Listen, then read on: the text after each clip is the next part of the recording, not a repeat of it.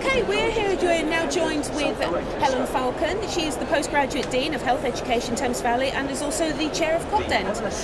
Welcome, Helen. Thank you very much for joining us. So, a lot of what you do is all postgraduate education. So we have a lot of dentists coming out. They're new to the profession. What kind of options do they have open to them? Okay. In a nutshell. In a nutshell, well, I think it can seem quite confusing for people. Clearly, it's important that as many people as possible get on to do their foundation training. Yeah. And certainly for UK graduates now, that's much easier than it was a few years ago. Yeah. So that's the first step, really, to make sure that you're comfortable and confident and able to work in all sectors of dentistry. Yeah. So I suppose I'd say for people who are coming in from overseas, it's really important that they get some really good induction and introduction to working in the UK. Yeah. Because the systems are different to those that are overseas. Yeah. And there are courses around. It's not always a requirement, but I think it's important for their own future careers that they get a good grounding in that before they do anything else. Yeah. And then after that, I think it's about people needing to experience as wide a range of different branches of dentistry as they want to and feel comfortable with.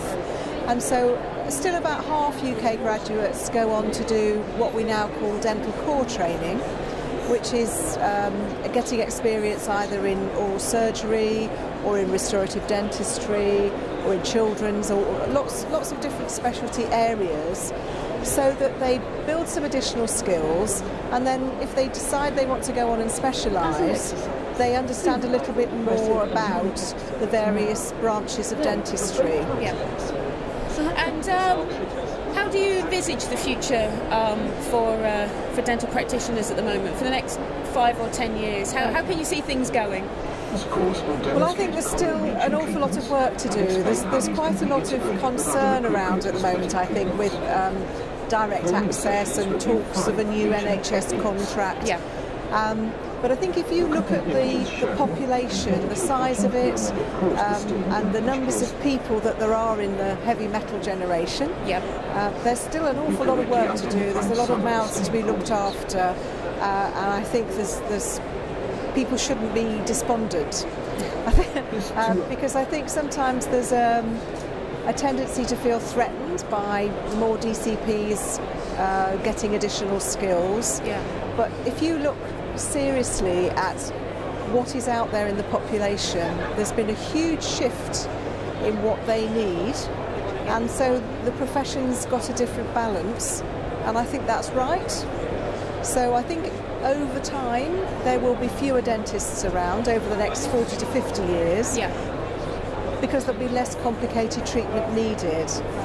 But in the meantime, there are people like me who've got mouthfuls of restorations, and I'm intending to be around for some time yet, and I would hope that there will be people skilled and able to look after me.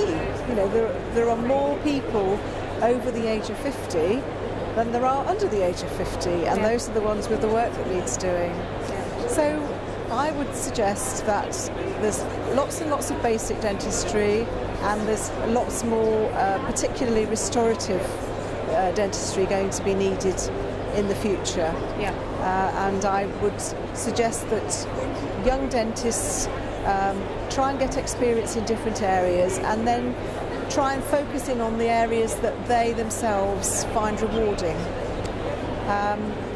And I don't mean just rewarding financially, I mean rewarding in terms of the clinical work that they're doing. And I think the career structure is not quite as clear as it might be. There are clearly some funded specialist posts, and lots of young dentists want to become specialists, but I'm not sure that there's a need for more than the number of specialists that we've got. Yeah. I do think that we might need to look at which specialties we should be training in, and at the moment about half of the specialists trained are orthodontists. Yeah. Now, whether that's what the population needs, I don't know, and I don't know if that's what the government will be prepared to pay for going forwards. But I guess we have to wait and see what happens with the emergence of the care pathways to see what that would be. In the meantime, dentists are all expected to do CPD and enjoy that, and some do longer courses.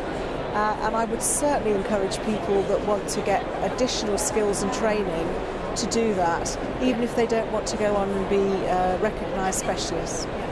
So definitely a recommendation for contacting their deaneries and seeing what there is out there.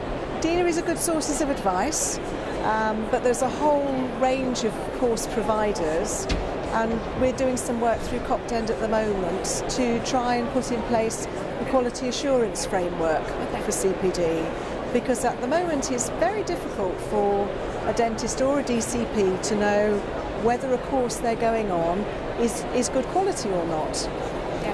And some of these courses are really expensive, and we're hoping to be able to put in place something which will help people to ask the right questions so that they know the course that they're doing will deliver what they want and do that well. Thank you very much, Helen. Thanks.